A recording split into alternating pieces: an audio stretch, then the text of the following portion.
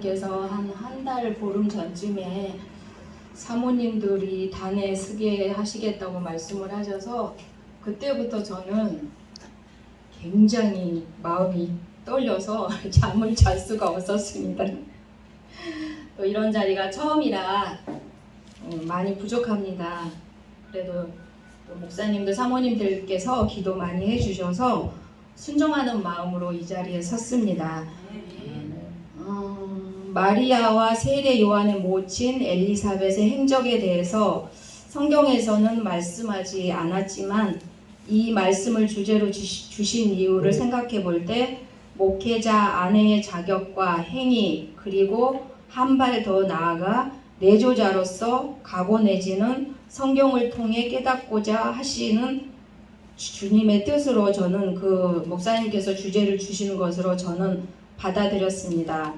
그래서 저는 우리 목사님께서 처음에 제가 어린 나이에 시집을 와가지고 20살에 아이를 낳습니다. 두 아이를 키우면서 정말 잘 먹고 잘 살고 개척교회를 우리 둘이서 애들하고 섬기면서 서울에서 평택까지 다니면서 정말 한 10여 년 가까이 순종을 잘하면서 섬겼습니다.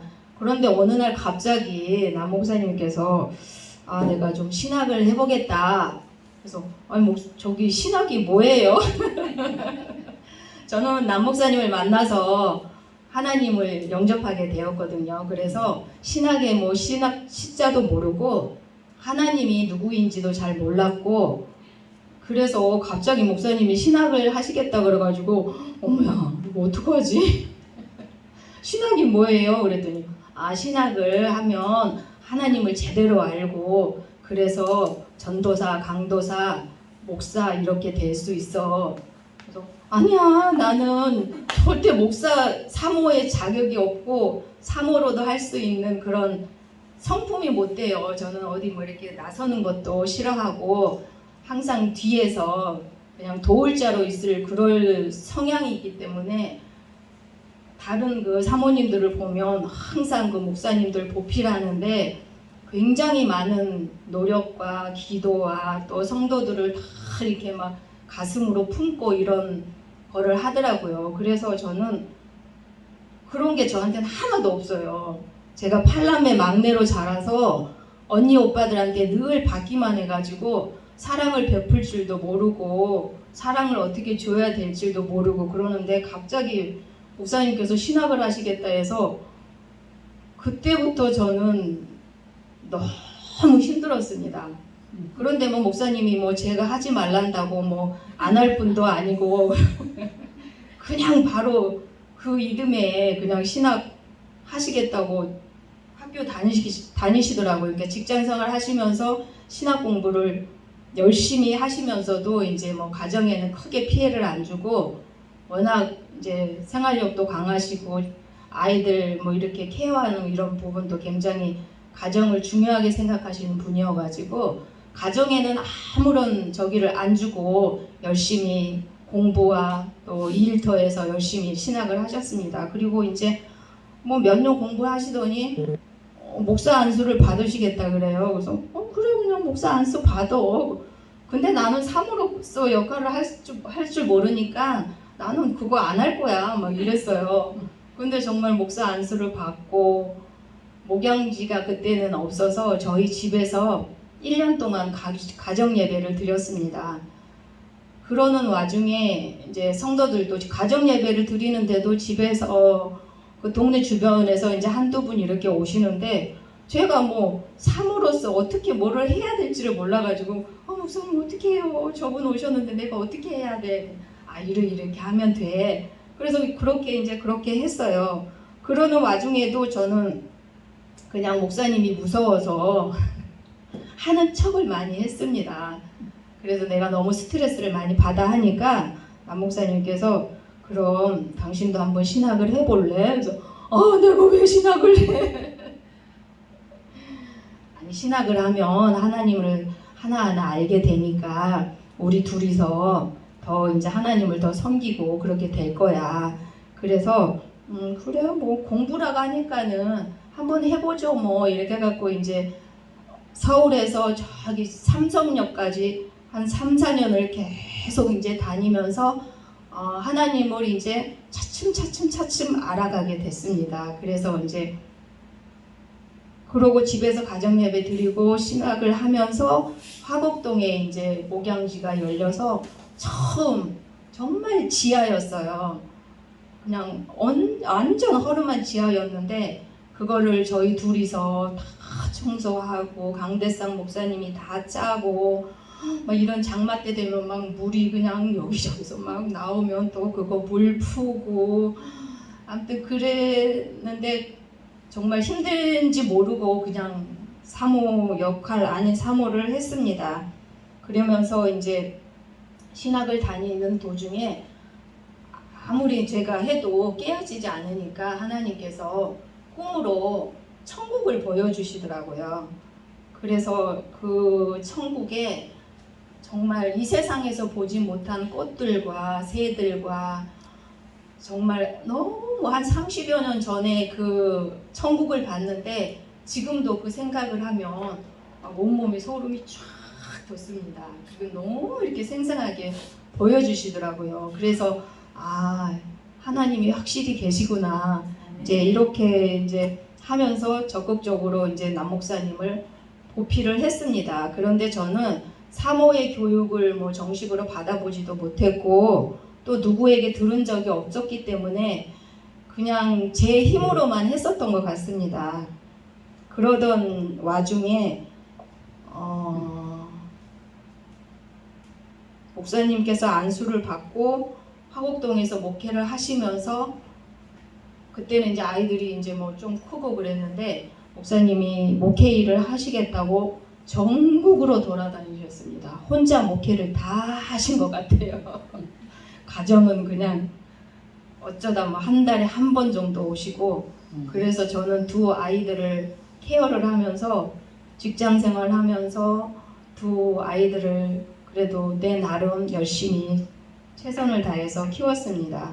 그런데 어느 날 이제 나중에 저희 큰 아이가 대학교 졸업하고서 엄마 나 엄마한테 할 말이 있어 그랬더니 무슨 말이야 그랬더니 내가 중학교 2학년 때 3학년 때 얼마나 힘들었는 줄 알아 그랬더니 왜 그랬더니 아니 아버지가 목사님이신데 너무 강제로 아버지 원하는 대로만 이렇게 가족들을 이끌고 간다고 그래서 자기가 살짝 갓길로 가려고 했었대요. 친구들 유혹에 빠져가지고 그랬는데 몇 번을 걔네들하고 이렇게 이제 다니면서 생각을 해보니까 아버지에 대한 반항심이 있어서 반항을 하고 싶었지만 엄마의 그 헌신적인 마음 그리고 아버지가 그렇게 전국으로 돌아다니고 있었지만 엄마는 항상 그 자리에 있었기 때문에 엄마를 생각하고 자기가 삐뚤어질 수가 없었다고 그러니까 대학교 졸업하면서 그렇게 얘기를 하더라고요. 그래서 아이가 엄마 그때 힘들 때 그 자리에 있어줘서 너무너무 고맙고 감사해. 그래서 내가 이렇게 대학을 졸업을 하고 또 이제 뭐 캐나다 뭐 유학 간다고 유학도 갔다 오고 또 작은 아이도 고2 때인가 한번 목사님하고 저하고 이제 밤에 12시 넘어서 그때 뭐 때문에 잠을 안 잤어요. 그런데 파출소라고 전화가 왔어요. 그래서 여보세요 그랬더니 거기 혹시 남진성 어르신 댁 아니시요? 파출소에서 그렇게 전화가 왔어요. 그랬더니 왜요? 네, 아유 진성 어르신이 술이 한 잔이 돼가지고 영등포 어디 파출소에 있습니다. 모셔가야 되겠습니다. 그러시는 거예요. 그래서 생전에 그런 일이 없었거든요. 그래서 갔더니 친구하고 정말 처음으로 술을 한 잔을 먹고 이제 버스를 타고 집에를 오려면은 강서구 그 방화동에서 화곡동에서 내려야 되는데 버스를 타고 종점까지 가버렸대요. 그래가지고 얘네들이 이제 갈 데가 없으니까 파출소로 들어가가지고 그래서 저희가 와서 그렇게 모셔왔습니다. 그 이후로는 정말 아이들은 아무 탈 없이 지금까지 정말 잘 크고 있습니다. 그래서 저는 너무너무 감사합니다. 그러면서 이제 하나님을 더 깊이 알게 되고, 그때 그 깨달은 모든 것들은 지금 뭐 다 입으로 열거할 수는 없지만, 내조자로서, 엄마로서, 또 목회자의 사모로서 인내와 헌신으로 사는 삶이 어떠한 삶인지 알아가게 되었습니다. 특히 요한 1, 2, 3서에서 말씀하시는 것처럼 예수님께서 십자가상에 흘리신 물과 피로 인하여 주시는 사랑이 얼마나 크신 사랑인지를 깨달아 갑니다. 중요한 것은 목사님과 제가 성경적으로나 교리적으로나 한 뿌리가 되었다는 것이 주님께서 주신 큰 복이라고 생각합니다. 목사님하고 이렇게 많은 그 사역을 하면서 다녀봤는데, 목사님하고 사모님하고 이게 같은 성경이나 교리가 맞는 부부가 그렇게 많지는 않는 것 같더라고요. 그래서 뭐 사모님도 이제 목사 안수를 받아서 사모님은 다른 데서 목회를 하고, 또 목사님은 여기서 목회를 하고, 이렇게 부부가 하나가 되지 않는 것들을 참 많이 봤습니다.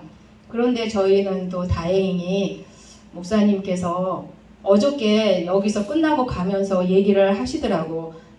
내가 계획을 했었던 거야. 당신이 여기까지, 우리가 이 하나가 되기까지 자기 계획에 다 있었대요. 제가 처음에 사모가 되어서 여기저기 다니면서 많은 사람들을 만나서 뭐 기도원에도 가고 뭐 여기저기 많이 다녔을 때도 다 차단을 했어요. 목사님께서. 당신은 성격이 이러이러하니까 그렇게 어울리면 안 돼. 그리고 내가 이렇게 강하니까 당신이 이러이러 하면은 나하고 부딪혀. 그렇게 말을 해줬는데 그때는 되게 서운했어요.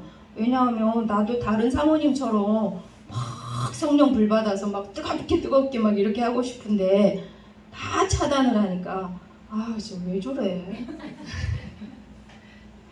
그래서 불만을 많이 속으로 알았습니다. 그런데 이제 어제 가면서 그런 얘기를 해서 참 남 목사님이 나에게 대한 그 깊은 사랑이 얼마나 깊고 큰지 어제 또 깨달아서 저녁에 한 새벽 3시, 4시까지 둘이 다 잠을 못 잤습니다. 성령님께서 잠을 재우지를 않으시는 것 같더라고요. 막 이 머릿속에서 할 말이 막 너무 많은데 지금 정립이 안 되고, 어제도 막 그 생각 막 이렇게 주시면서 잠을 안 재우시더라고요. 그리고 저는 이 자리에 신학적인 말씀을 설교하라고 이 자리에 선 것은 아닙니다. 다만 본문을 토대로 저가 지금까지 목회자의 아내로서 걸어온 과정을 말씀드립니다. 그렇다면 마리아와 엘리사벳은 어떤 분이셨는지 조금이나마 정리를 해보았습니다. 어제 고건능 목사님께서 이 본문 말씀을 너무나 자세하게 설명을 해주셔서 제가 여기서 뭐 설명을 할 수가 없을 것 같아요. 그리고 또 여기 다 목사님도 사모님들이시니까 더 잘 아시리라 믿겠지만, 제가 깨달은 본문의 말씀을 살짝 언급하겠습니다. 마리아는 예수께서 구원자로 온 인류에 기쁜 소식을 주시고 만민 구원을 이루시고자 세상에 오실 독생하신 하나님께서 마리아의 몸을 통해 영광을 드렸던 분이고, 엘리사벳은 세례 요한이 안내자로서 독생하신 하나님께서 세상에 오심을 예비하는 자로 잉태하셔서 하나님께 영광을 돌리신 분입니다. 이 두 분이 하나님께 절대 순종했던 것처럼 저희들도 정말 주님께 늘 순종하며 그 말씀대로 우리들의 삶 속에서 살아갈 수 있도록 노력하며 살아야겠습니다. 저는 이 말씀을 누가복음 1장을 끝까지 몇 번을 읽었지만 제 이 머리로는 해석하기가 너무 어렵고 그냥 기도에 따라서 말씀을 그냥 살짝 언급했습니다. 이해하시기 바랍니다. 목회자의 아내로서 저는 늘 생각합니다. 많은 사람들을 만나면서 입술로 마음으로 상대방에게 상처를 주지 않았나, 주님의 사랑을 진심으로 전하고 있는지, 기쁜 마음으로 상대를 맞이하는지, 내 마음속에 악을 품고 살고 있는지 늘 생각하며 하루의 삶을 살려고 노력합니다. 그런데 순간순간 사단 마귀 유혹에 빠져서 이웃을 미워하고 시기하고 또 나하고 맞지 않는다고 헐뜯고 비방할 때가 너무나 많은 것 같습니다. 그럴 때마다 저는 깜짝 놀라서 또 회개하고 주님께 용서를 빕니다. 말씀대로 실천하며 살아가려고 노력하지만 그게 쉽지가 않은 것 같습니다. 저는 또 이 본문 말씀을 준비하면서 성경 한 구절을 보았습니다. 골로새서 3장 18절 아내들아 남편에게 복종하라 이는 주 안에서 마땅하니라 하신 말씀을 보고 목사님께 해석해 달라고 했는데 이 말씀의 의미는 무조건 복종이 아니라 크게는 하나님을 사랑하고 다음에는 내 이웃을 내 몸과 같이 사랑하라고 하신 말씀의 화답이요.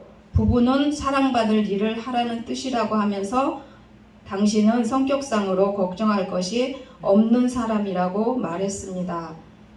저는 성격이 둥글둥글하고 또 많은 사람들을 좀 품에 안으려고 노력하고 있습니다. 예전에 하나님을 만나기 전에는 저는 성격이 약간 이렇게 네모, 세모 이랬습니다. 그러면 이제 하나님 말씀이 내 안에 들어오고 또 세상에 또 이렇게 많은 사람들하고 부딪히다 보니까 성격이 둥글둥글해져 가지고 이제는 뭐 어떠한 분이 오셔도 크게 뭐 상처받지 않고 하려고 또 하고 있습니다.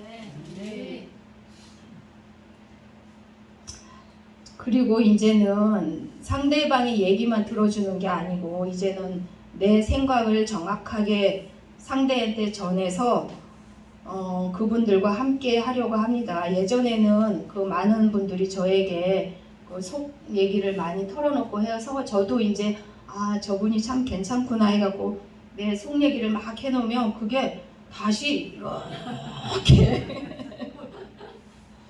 돌아와갖고 막 눈덩이처럼 돌아와서 막 내가 하지도 않는 말이 막 하고 이래가지고 이제는 정말 주 안에서 이렇게 만남의 축복을 달라고 저는 기도를 많이 하는데 여기 송추에 와서 많은 목사님들과 사모님들을 만나고 그래서 만남의 복을 허락하신 것 같습니다. 그래서 저는 이 송추에 오면 너무 행복하고 또 감사하고 어쩔 때는 우리 형제보다 더 만나면 반갑고 기쁩니다. 그리고 또 안 보면 보고 싶고 그렇습니다.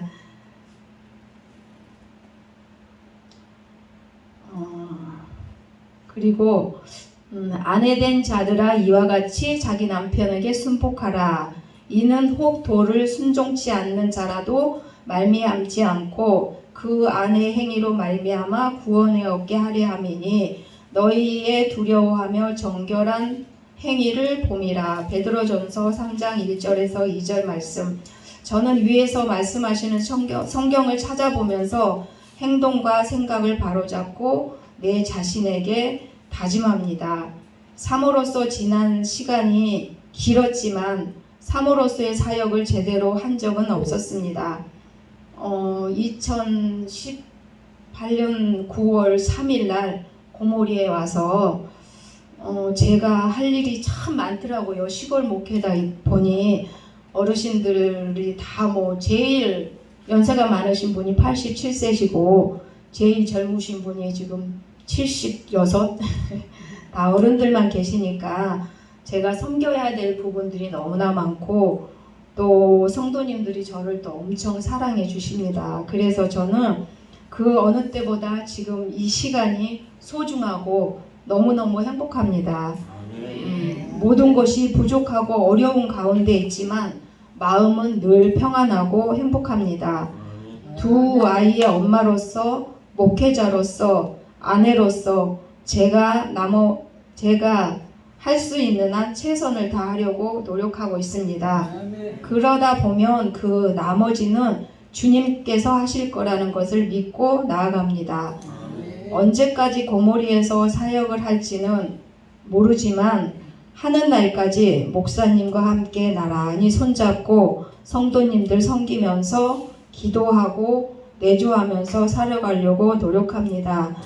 여기에 계신 모든 목사님과 사모님들께서도 기도 많이 해주십시오. 목회자의 아내로서 그 자리를 지키는 방법이 무엇인가를 한번 생각해 보았습니다. 그리고 어떻게 해야 하는 것을 생각해 봤습니다. 목사님들마다 목회하시는 것을 보면 참으로 외길을 걸어가는 것이 얼마나 힘든 길인지를 정말 저는 남 목사님을 통해서 옆에서 지켜볼 때마다 마음이 참 아프고 그 불같은 성격에 고모리에 와서 모든 것을 내려놓고 목회를 하실 때 보면 목사님은 이제 위에서 설교하시고 저는 밑에 와서 찬양하면서 참 많이 울었습니다.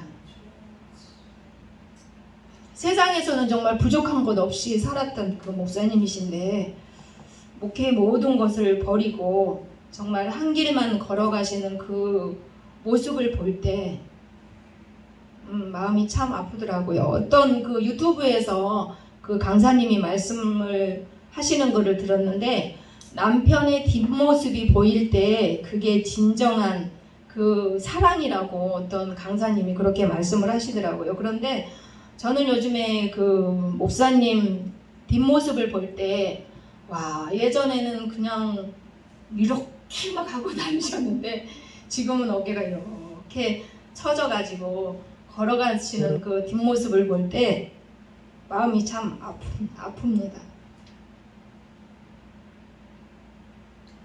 저는 이번에 왜 사모님들을 단에 서게 하셨는지 조금은 이해할 것 같습니다. 한편의 생명의 말씀을 준비하면서 얼마나 노력과 인내를 하시는지 설교 준비로 하시는 목사님의 심정을 아주 조금이나마 느껴보라고 고건능 목사님께서 저희 사모님들을 여기 세운 것 같습니다. 저는 옆에서 늘 가슴앓이를 엄청 많이 합니다. 그렇다고 해서 제 옆에 뭐 이렇게 속 터놓고 얘기할 수 있는 사람이 없습니다. 그래서 저는 이제 주님께 그냥 뭐 이러고 저러고 다 얘기를 합니다. 그러고 나면 조금 마음이 후련해지더라고요. 사람한테 얘기를 하면 그게 좋게 이렇게 돌아오는 적이 별로 없었던 것 같습니다. 그래서 저는 주님께서 저의 친구시고 위로자시고 또 주님께서 항상 저에게 힘을 주셔서 지금 제가 이렇게까지 단에서 이렇게 말씀은 아니지만 간증 아닌 말씀을 전하고 있는 내 모습이 저는 너무나 자랑스럽습니다. 저는 이렇게 할 수 있는 사람이 아니거든요. 모든 것이 정말 주님의 은혜입니다. 그럴 때마다 성경 말씀을 상고하면서 위로를 받습니다. 저는 이번 준비를 하면서 성경 한 구절에 큰 위로를 받았습니다. 내 딸아 두려워 말라. 내가 내 말대로 내게 다 행하리라. 내가 현숙한 여자인 줄 나의 성읍 백성이 다 아느니라. 루키서 3장 11절 말씀입니다. 누가 현숙한 여인을 찾아 얻겠느냐? 그 값은 진주보다 더하니라. 잠언서 31장 10절 말씀입니다. 루키서 3장 11절 말씀에 여자는 사람의 딸을 의미하며 잠언서 31장 10절의 말씀에 여인은 신부로서의 자격을 의미합니다. 저는 욕심이 많아서 두 가지 모두를 다 갖추고 싶습니다. 사람의 딸로서 예수 그리스도의 신부로서 더 나아가서 한 목회자의 아내로서 두 아이의 엄마로서 그 자리를 지키며 열심히 살아갈 것입니다. 여기 계신 사모님들께서도 저를 도와주시고 격려와 위로를 해주셨으면 합니다. 나중에 이제 이 세상 다 이제 사역을 마치고 저 하늘에 가서 올라갔을 때 하나님께서 착하고 충성된 종아 참 잘했다 그렇게 칭찬받을 수 있는 저가 되었으면 좋겠습니다. 그러려면은 많은 노력을 해야 되겠지요. 내 모든 것 다 버리고 오로지 주님의 말씀만 붙잡고 또 살아갈 때 주님께서 그렇게 또 힘을 주실 줄 저는 믿습니다. 부족한 부분이 있다면 주저하지 마시고 가르쳐 주십시오. 배우겠습니다. 부끄럽지 않는 여자, 어머니로서 자유자인 마리아처럼 예수님 사랑을 전해주는 어머니가 되는 자리를 지켜나가도록 노력하며 하루하루의 최선을 다해 살아갈 것입니다. 그리고 요즘에는 많은 분들 이렇게 볼 때 교회만 오는 분들이 많이 있는 것 같습니다. 제 짧은 소견으로 이렇게 보면 주일날 한 번 딱 예배를 드리고 또 한 주간은 또 세상 속에서 살아가는 많은 그 교인들이 있습니다. 이제 그렇지 교인이 아닌 참 그리스도인이 될 수 있도록 저희들이 성도님들을 잘 양육하고 다스려서 주님께 정말 칭찬받는 저와 또 여기에 계신 목사님, 사모님들이 되셨으면 합니다. 우리 고모리 중앙교를 위해서 남 목사님을 위해서 기도 많이 부탁드립니다. 감사합니다. 기도드리겠습니다. 하나님 아버지 감사합니다. 두서없이 주님의 말씀을 전했습니다. 아버지 하나님 그래도 여기